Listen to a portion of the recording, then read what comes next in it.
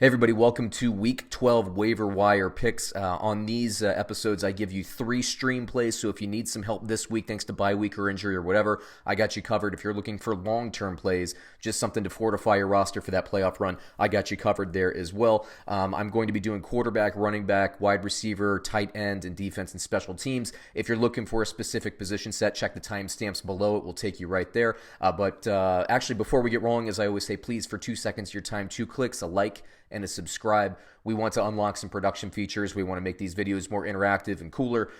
So we need your help doing that to grow this channel. And also, if you agree, disagree, if you have a question about a player or wonder why I didn't include somebody, comments. We want to make these videos as interactive as we can at this point. Let's start off with quarterbacks, the stream plays for Week 12 based on matchup. I like Jacoby Brissett versus Houston. This week, I was a little bit curious to see what he would look like, coming off his knee injury. He actually looked pretty decent. Given that T.Y. Hilton is out and that they didn't really even involve, Jack Doyle or anything like that, I think he was looking pretty strong. So I'm good with Jacoby Brissett. Houston can give up passing yardage. I don't know that Indianapolis is healthy enough, however, from a receiving point of view. And, of course, we have the Marlon Mack injury to contend with. So, maybe he's not your thing. Nick Foles is a very interesting one because when Nick Foles originally got injured in Jacksonville, they put Gardner Minshew in. And very similar to what Pittsburgh did when Mason Rudolph came in, they didn't change their offense. And they went pass heavy, pass heavy, pass heavy. And then they adjusted and started giving the ball more to Leonard Fournette, which I think is a wise thing to do for Jacksonville no matter who was the quarterback. But now that Foles was back in, based on that one game and the very, very limited sample size that we got in the first game of the season, it looks like Coach DeFilippo there is going to be calling a lot of passing plays, I should say.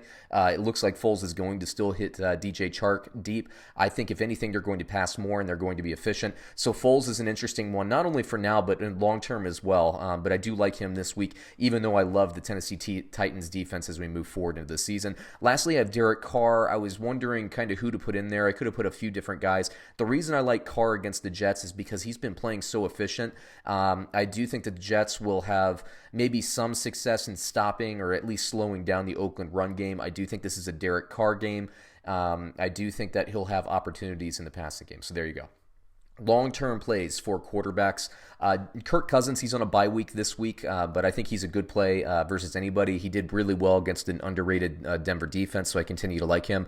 Jimmy Garoppolo continues to play well in spite of some injuries at wide receiver. Deebo Samuel's getting better and better. We'll talk about him a little bit later. Emmanuel Sanders, he's banged up. Basically, this San Francisco 49ers team, as good as they are so far, as good as their record is, they've been banged up all year, so they're even better. There's a lot more potential there. And lastly, Derek Carr, as we just discussed, he's just playing very, very well. And with Tyrell Williams there, they could use another offense, I think, on the outside. But Hunter Renfro's coming on. The tight ends are great, so I like Derek Carr as well. Moving on to defense and special teams, I don't do long-term plays. I only do weekly stream plays for defense just because a lot of times the defense is commoditized, so you can find always something better on the waiver wire. I like Detroit this week against Washington. I know Detroit gives up a lot of yardage, but their big weakness, I think, is over the top. I don't know that Dwayne Haskins for Washington can get and basically make them pay in that regard. And if they do, I think he'll turn some, basically throw some interceptions. Even if Detroit gives up points, I think they'll make up the balance in turnovers and sacking the quarterback. So I do like them as a stream play this week. Tennessee versus Jacksonville. You heard me talking about Nick Foles. The difference is I do think Foles will take sacks, and I do think that he'll throw some interceptions. Jacksonville might score some points. We don't know. I don't know where that's going to be, but I do think Tennessee still has value on the defensive side of the ball. Again, not only this week, but as a long-term play as well. I'm actually going to pick them up in my league to play them because I like their prospects longer term. Lastly, Cleveland versus Miami. I know that they're missing Garrett there, but they've had a full kind of basically 9 days. It was a Thursday night game, 10 days to basically, it's kind of the mini bye week. They are playing Miami, who can't run the ball at all, so they're going to have a lot of opportunities to try to force some Ryan Fitzpatrick interceptions or fumbles or what have you. So I do like their chances, even though they lost their best player, potentially on their team, but definitely on their defense.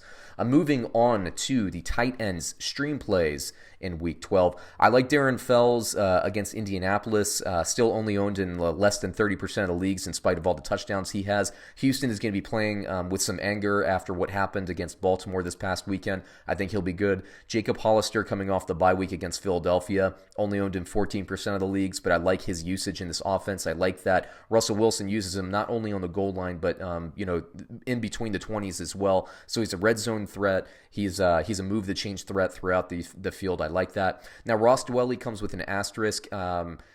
Basically, what I said about Jacob Hollister is not true for Dwelley. They only used him. He only had 2 catches. They just both happened to be touchdowns last week. If you're in a touchdown-only league or you're desperate and here's where the asterisk is, and George Kittle is still out, he could be worth a play. I still think I like Fells and Hollister a little bit more. And I also like Dallas Goedert against Seattle. Seattle's giving up some yardage and some touchdowns to tight ends. Here's the thing, Zach Ertz isn't catching touchdowns too often. He's starting to turn it around, but I do think Dallas Goedert is going to have some opportunities in this game, especially because the Philadelphia Eagles are having troubles with their wide receiver core. They're going to need to use both tight ends to be a factor in this game, and they need this game, so I think Dallas Goedert will be a factor. Long-term plays at tight ends. We mentioned 2 of the 3 here, Jacob Hollister and Darren Fells. I'll continue to say that. They're both involved in the offense and in the red zone. That's a big deal. Now, Ryan Griffin, he's somebody that I like. He finished number 1 in tight ends this week in fantasy points. He's finished number 1 in tight ends, I think, 2 out of the last maybe 5 weeks, give or take. Chris Herndon is obviously on IR. He's not coming back this year. Sam Darnold likes to throw short and work the middle of the fields. That's what he does. That's what this offense does. I think Ryan Griffin's going to be a weapon moving forward for the New York Jets. He's one of the most consistent guys, or maybe one of the only consistent guys on that team, so he's very interesting outside of maybe Jamison Crowder. Now let's move it over to the wide receivers waiver wire stream plays for Week 12. Deebo Samuel, Sterling Shepard, Hunter Renfrow. Why do I like Deebo Samuel? He's really blossoming as a wide receiver. He's having really nice games, especially since Emmanuel Sanders has been there. He's drawing a little bit of, not inferior, but I guess maybe the secondary coverage, the second, cornerback, the off coverage basically. So Emmanuel Sanders is drawing some of the primary guys over on his side of the field, and Deebo Samuel is cleaning up. I like him.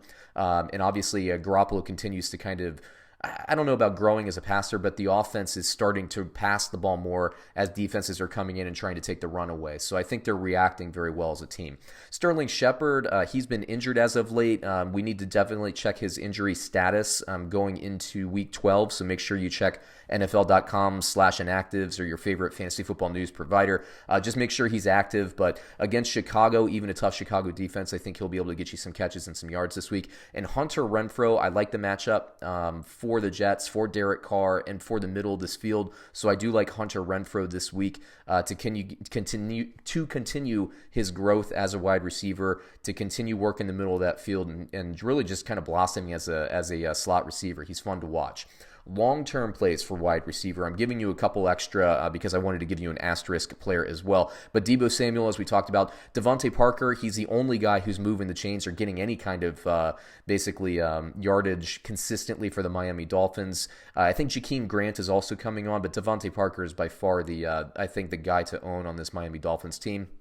Jamison Crowder, who we talked about before, or I mentioned him briefly when I was talking about Ryan Griffin. Jamison Crowder, like I said, Sam Darnold likes to work the short, intermediate, kind of middle of the field. The slot receiver, Gase basically made Jarvis Landry a star when they had their time together in Miami. He's using Jamison Crowder the exact same way. This offense isn't as good as the Miami Dolphins offenses were while Gase was the head coach, but they're still growing. Jamison Crowder, Ryan Griffin, I think those are the 2 consistent guys on the Jets team, and I think they're both definitely worthy of a roster spot as you get closer to the playoffs. And then Mecole Hardman, he's my preferred guy. I know Kansas City's about to go into a bye week this week, so he doesn't help you this week, but whenever I see a hamstring injury and Tyreek Hill has a hamstring injury, it makes me a little bit nervous. I think they can definitely use Hardman down the stretch there if Hill has to miss some time. He's the speed guy. He returns kicks. He's kind of like a Tyreek Hill Jr., and I think he'll be good for you again. But just check that injury status. I do favor him a little bit more than Demarcus Robinson, but certainly I I could see a lot of people arguing otherwise. Robinson has been more productive this season, and I do recognize that.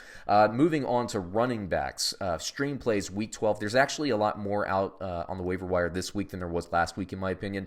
Jalen Samuels, I like his matchup against Cincinnati. James Conner continues to be hampered by that shoulder. Even if he plays, I think Jalen Samuels will be involved.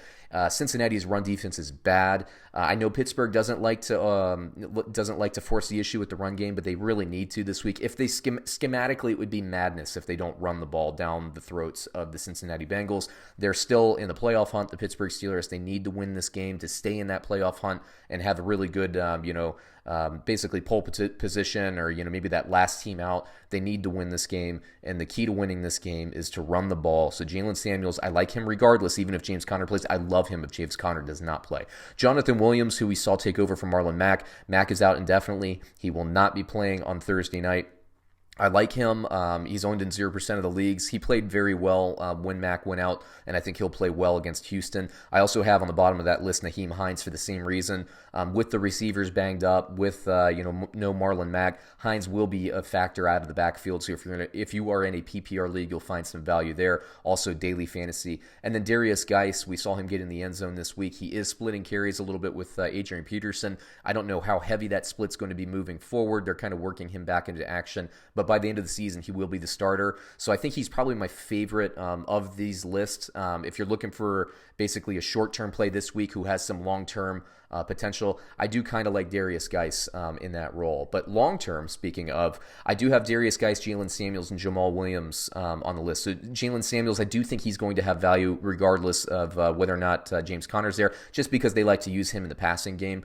Darius Geis, I mentioned before, I think he's going to get more and more control of the backfield there, and Washington is going to be committed to the run for the rest of the season. And then Jamal Williams, I think he's just the most consistent of the running backs out there. He was on bye week this last week. He's easy to forget about because Aaron Jones is so good, but Jamal Williams gets a lot of touchdowns, and they do run the ball on the goal line, so I do like him for consistency's sake. Again, if you're in a touchdown-only league, or if you were just trying to get some depth on the bottom of your roster in case something bad happens in the playoffs and you need to rotate somebody in on injuries or something like that, I think Jamal Williams is your guy.